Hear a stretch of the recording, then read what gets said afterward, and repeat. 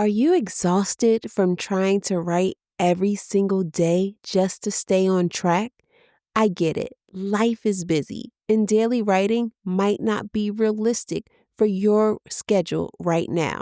In this episode, I'm sharing the time blocking strategy I used when I was working a 9 to 5 and writing my memoir, starting with just 2 hours a week. If you're tired of the pressure to write every day, keep listening. Ready to write your first book and make an impact? Do you wish you could organize your book ideas without feeling overwhelmed and actually find the time to write and finish your book? Hey, I'm Donna Cherie, a book writing coach and author. Welcome to Book Writing Made Simple. Inside this podcast, I'll teach you how to get a clear vision for your book idea, get organized, keep it simple, and develop a writing plan so you can finally get your book out into the world. Grab a notebook and pen with your favorite cup of tea. Hey, aspiring author, it's your host, Donna Cherie, and welcome back to Book Writing Made Simple. I'm super excited to talk with you today about this time blocking strategy that I use to write my memoir, and I believe that it can help you do the same. So make sure that you grab your notebook and pen because you'll want to take notes throughout this episode, and I pray that it will really bless you. But before we get into today's episode, I want to share a review that I recently received. It says, "Great affirmations in scripture. What a great reminder of what God's word says to affirm what he would do in our work. Great show." And that's from CLG 828. Thank you so much for leaving this review, and keep on tuning into the show and be sure to share it with those who need it. All right, so let's talk about time blocking and how you can really get started and not be overwhelmed with having this thorough, super, robust writing schedule, and how if you just carve out a little bit of time every single week, you can actually get your book done. And I know that you want that, sis. So stick with me, okay? When I started writing my memoir, I didn't have all the hours every single day to pour into my book. I had a full-time job, responsibilities, and limited energy. But what I did have was a weekly 2-hour window on Saturdays that I was able to carve out, and I made it count. And that small commitment grew into a weekly writing rhythm that helped me to finish my book. From the time that I seriously got started with writing my book until the time of my completed manuscript, I stuck to the schedule of writing on Saturdays. So today, I'll walk you through exactly how to time block effectively, even if it's just an hour a week, so you can finally stop starting and stopping and make real progress with your book. And time can truly be your friend or it can be your enemy. It's totally up to you how you spend your time. But everyone gets 24 hours in a day. It's just, what do you do with those 24 hours? So let me take you back a little bit to when I started writing my memoir. I was working full time, juggling life and roles and responsibilities, of course, as a wife, a household manager, volunteering, and still holding on to the dream of becoming a published author. I didn't have the luxury to write every day, but I had Saturdays, my weekends, and I committed to just 2 hours when I first got started. Gave myself 2 hours, and I went back and looked before coming onto the show today just to see what my schedule did look like back then. And that's what I started with, just 2 hours on Saturdays scheduled as my writing time. I blocked it on my Google Calendar because that's pretty much what I use for my calendar. And I treated it like a sacred appointment, something that I had to show up to every single week. I put my phone on Do Not Disturb so I wouldn't receive notifications and get all those buzzes, and so that I could really focus on my writing time and be committed to it. That was my start. And because I stuck with it, that consistent 2-hour block, it grew to 4 hours and it grew to 5 hours. And then it grew to nearly 8 to 10 hours a week that I was able to carve out to actually get my book done. But again, I didn't start there. I just started with those 2 hours and they increased over time. Yes, eventually I was up to 8 to 10 hours writing per week because I was super committed and I got highly focused on finishing my manuscript. And I was also able to stay into the writing flow because I had, spent so much time and created this writing rhythm to keep going. It gave me so much momentum and it really helped me to build my writing muscle over several months. And I want you to know this. You have to start somewhere and stick with it. So if it is 30 minutes, if it's 1 hour, stick to it. Stick to what you've already committed to do for your writing schedule so that you can stay on track. Find the time in your schedule anytime and make it non negotiable. You have to make it non negotiable. I think that so many people who have a desire to write their first book, they get sidetracked and they get distracted and they feel like they don't have enough time rather than managing the time that they do have to actually write the book. So be on time to this committed appointment, and whether it's a Saturday morning or a Tuesday night, commit to it like you would any other thing else, a meeting with your boss or a doctor's appointment or something that you really want to show up for and be on time for. Commit to it, and again, make it non-negotiable. And if you need to, prep the night before, set the mood, clear your space, and just get ready to show up for you, for your story, for the message God has put in you to share to the world. Okay? All right. So that was my little spill there, but I know that it's possible that you do have the time in your schedule to write this book. It's just really up to you to sit down, focus, figure that out. And that's what I'm going to help you do today. So here's what I want you to do. First, I want you to pull out your calendar, whether that is your digital or your paper calendar. Pull it out, look at your calendar and ask yourself, am I really optimizing my schedule? Am I really utilizing my free time that I have to be productive? Am I blocking out time in my week to focus on my dreams and goals? Ask yourself those questions. If your calendar is filled with everyone else's priorities, but none of your own, especially your writing dream to actually write your book, it's time to make a shift. Or maybe your calendar is totally blank. Maybe you haven't used it in years, or maybe you have this paper planner, but you haven't utilized it. I want you to set aside some time to focus on your dreams and goals and on writing your book. Where does it fit in your calendar? Where does it fit in your 24 hours in a day? So I want you to do that. That's step number one, is to pull out your calendar and look it over and ask yourself those questions. The second step is to do a 7-day time audit. Do an assessment over the next week to track your time. I have done this in a time in my life where things were super hard, and I literally pulled out a notebook and wrote down everything I was doing every single hour for like 30 days. And all I'm asking is for you to just do it for 7 days and literally write out or record what you do each day and when. So write down your work hours. When do you have like your set schedule of things that you have to do and you know you need to show up for at a certain time? So if that's work, if that is, your doctor's appointments, if you have a second job, or if you're doing ministry work, you're going to church.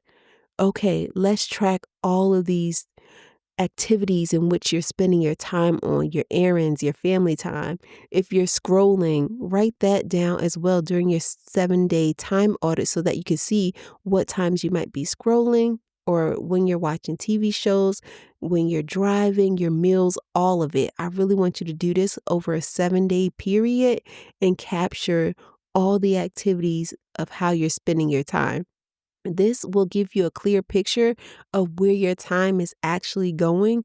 And then it's going to help you with step number 3, and that is to eliminate time wasters. So, what are those time wasters after you've completed this 7-day time audit? Where are you wasting your time? So, look that over, look over your audit, and then highlight the areas that aren't serving you. And maybe it's 2 hours of that Netflix every night. Maybe it's binge watching that show, or maybe it's getting lost in Instagram or TikTok for 45 minutes at a time, or who knows, even more than that. I know I have done that in the past. Like, I say I'm getting on there for 15 minutes, and the next thing you know, it's a whole hour later, and I could have been doing something else way more fruitful. And I'm not saying that you have to cut everything out, but you do need to make room for what matters. You do need to make room for your dreams and goals. You need to make room for your writing dream so that you can actually accomplish it. Your writing time has to fit somewhere in your schedule, and it truly does need to be a priority. It doesn't need to sit on the back burner anymore. No, not anymore. Let's bring it to the forefront and make it a priority and get rid of these time wasters. The next step that I want you to do, step number 4, is to add writing time to your calendar like an appointment. So after you eliminate these time wasters, plug in your writing time in those spots, fill up those gaps, and pick a realistic block of time. So it might be 1 hour before work on Tuesdays and Thursdays, or it could be a solid 2-hour session every Saturday morning, like I did, or it could be on Sunday or Monday evening. Whatever works for you, write it down, plug it into your calendar. And when you plug it into your calendar, add a notification to it so that you get a notification either the day before so that you can set the mood, or to remind you so you can start getting into this headspace of, hey, I'm getting ready to write. Tomorrow's my writing day, and you're already starting to think about it so that you don't forget it. And again, treat it like a non-negotiable meeting, because this is with yourself and it's with God. It's with God as well. So add that writing time to your calendar like an appointment and treat it as non-negotiable.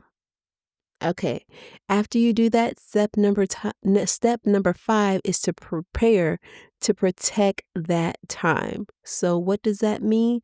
The day before, mentally prepare. Set your writing space, gather your notes, things that you might have been jotting down in your phone or in your journal. Get that out, get that ready for your writing station, the place where you're going to write. Journal or pray. Set up that space. It's almost like building an altar, but not in an idolizing way. But, making that place sacred so that you can write and so that you can show up, that you can be present. The more intentional you are, the easier it becomes to show up. The more intentional you are, the easier it becomes to show up. And as you have a consistent writing rhythm, it makes it a lot easier to show up because you're building that consistency muscle as well. And remember, the goal isn't perfection. It's consistency. It's what we do over and over again that becomes a habit. And so we want to have a writing habit that will help us get to the finish line. So those are really the 5 steps that I want you to do to help get you in gear to keep writing your book. And I hope that you were able to get some nuggets out of this and that you will put this into practice. And before we wrap up today's session, I want to excuse me, not today's session. Look, I'm acting like I'm in a coaching call, but today's episode, I want to share 2 small bonus tips with you. And the first one is to start small. So 1 or 2 blocks of time a week is a win. If you can do 2 15-minute time blocks that week, great. So when you build momentum, it gets easier and you can add more time later, like I did. At first, I committed to 2 hours a week on Saturdays, and I did that for like a couple of months. And then I was able to carve out 3 more hours during the week, 1 hour Tuesdays, Wednesdays, Thursdays, 1 hour a night. So that gave me 3 hours. And then I was doing 2 hours on Saturday, which gave me 5 hours. And then I increased it. And then sometimes on Saturdays, I had about 4 hours. So I was able to build that writing muscle and that consistency. And it just really helped me to stay on task and also on target. And you have to honor the time that you do have and be faithful with it. So wherever it is, starting point that um you start with for your time, honor that, be faithful with it. And if you've gotten off course, you like, I already have my writing schedule. But if you haven't really stayed committed to it, I want you to revisit this and start again and go through this again to see if that time frame is still working for you or do you need to adjust. And then another, I call this an advanced tip, but if you are, when you are setting your writing schedule, adding it to your calendar, is that you want to add that finished manuscript deadline date to your calendar, just in like quotations or parentheses, so that you know when your target date is that you want to have it completed. And that helps you to also identify how much time you need to write per week. Again, not saying you have to write every day, but making sure that you have ample time to write every week so that you can get to your finished manuscript deadline. So that's kind of like an advanced tip, but I wanted to throw that out there for anyone who might be in that phase, or you're getting back to writing. That'll help you stay on track. And then lastly, you should not skip weeks to write. If for some reason you're going to be on vacation or you have some sort of event that's coming up that's going to prevent you from writing that week, then double up. Yes, challenge yourself and double up. Add an extra 30 minutes to an hour that week before you go on vacation or before you have something to do so that you don't lose momentum after vacation or after you have taken a week off. You want to make sure that you're keeping the momentum and staying on track. But this is my personal preference, and as a book writing coach, that I highly, highly recommend that you do not skip any weeks while you're in the book writing phase. Like, just show up every single week and keep that consistency.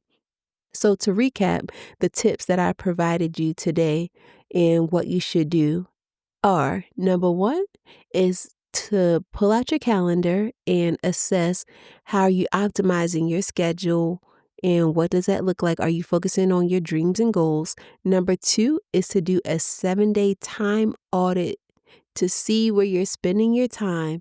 Number three is to eliminate time wasters. Number four is to add writing time to your calendar like a non-negotiable appointment to show up. Show up for yourself and to show up for God. Step 5 is to prepare to protect your time, that no matter what, you will be able to show up because you prepared the day before. And then those 2 bonus tips is to start small so that you can build that momentum, honor your time and be faithful. And the other is to not skip weeks as you're in the book writing phase. So I hope that this episode has resonated with you today, and go ahead and take some time out even after this episode is over to begin the steps that I provided here for you today to do something different as it relates to writing your book and making time to write it.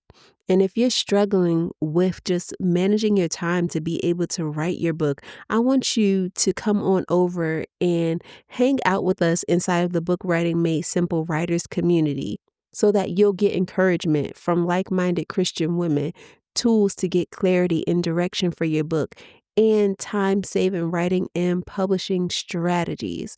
This will help you to get that support and to help keep you to keep you staying focused on your book writing journey. So come on over and join us. We can't wait to welcome you in there. That's at donnacherie.com/community. Thanks so much for tuning in. And until next time, ciao. Thanks for tuning in. I hope today's episode inspired you to take that next step to write your book. Remember, small steps lead to big results. If this podcast has blessed you in some way, be sure to leave a written review on Apple Podcasts. Your support means the world to me, and it helps others to find the show. Also, be sure to pass on the inspiration by sharing this episode with a friend who could benefit from this message. God bless you, sis, and never, ever give up.